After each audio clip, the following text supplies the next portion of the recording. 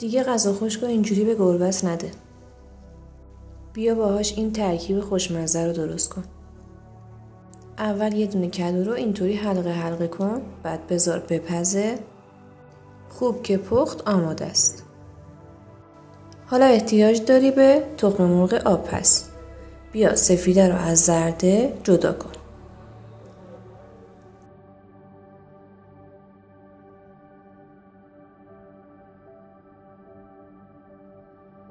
حالا طبق فیلم زرده های تخم مرغ آبپز و کدوی پخته رو بریز تو بلندر. بذار خوب مخلوط شه.